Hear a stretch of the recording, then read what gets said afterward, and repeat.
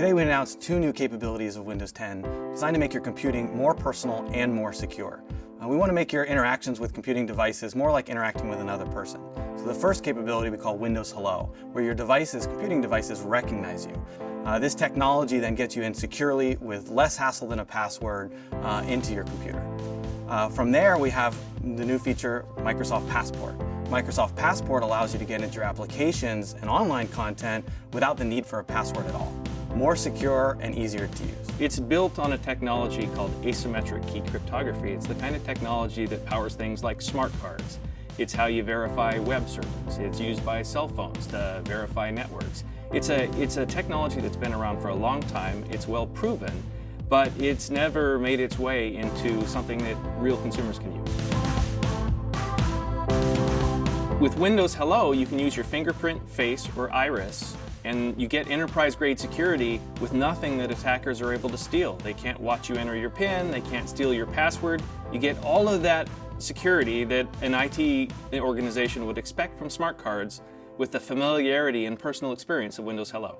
And this technology we've developed over the years, based on what we've learned with Kinect, early versions of Kinect, we've evolved that and included it right into Windows. It uses new infrared technology that makes it much more reliable in different lighting conditions, with cosmetics, with facial hair. And this is part of what allows us to get that facial recognition all the way up to what we call enterprise grade, over 1 in 100,000 false accept rate. So there can be a trusted way to recognize you and authenticate you, both in the enterprise and your work environment, but also at home as a consumer, unlocking your Microsoft Passport as you're visiting online sites and content. Microsoft Passport will work with your Microsoft account, it'll work with Azure Active Directory and the thousands of web services that work with Azure Active Directory. But we wanted to build something that would also work with other sites and services. So we joined the FIDO Alliance so we could contribute this technology and make it available so it could be used across devices you use every day against all the different websites and services you use every day. As a hacker, if I get a hold of your password, I can use that from anywhere. But with Microsoft Passport, the key is actually bound in hardware to my device. So the only way a hacker can use my identity is to actually steal the device. Now, when you use Microsoft Passport with Windows Hello, that means not only does the attacker have to steal my device, but they also have to be able to use my biometric, like my face, my fingerprint, or my iris, which is super challenging.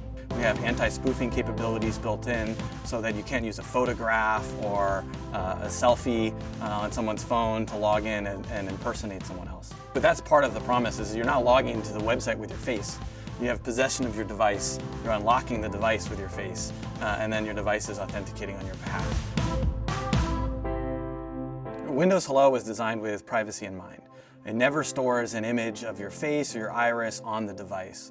Instead, it authenticates you locally and then unlocks Microsoft Passport, which then cryptographically authenticates you with the websites and applications that you visit.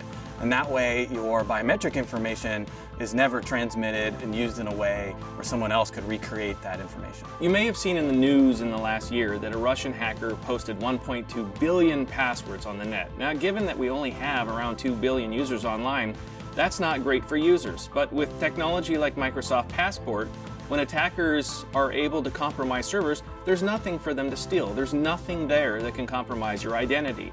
If they control one of those servers, all they get are a bunch of public keys, which aren't useful to the attacker at all. So it's all about making your computing experiences easier to use and more secure at the same time.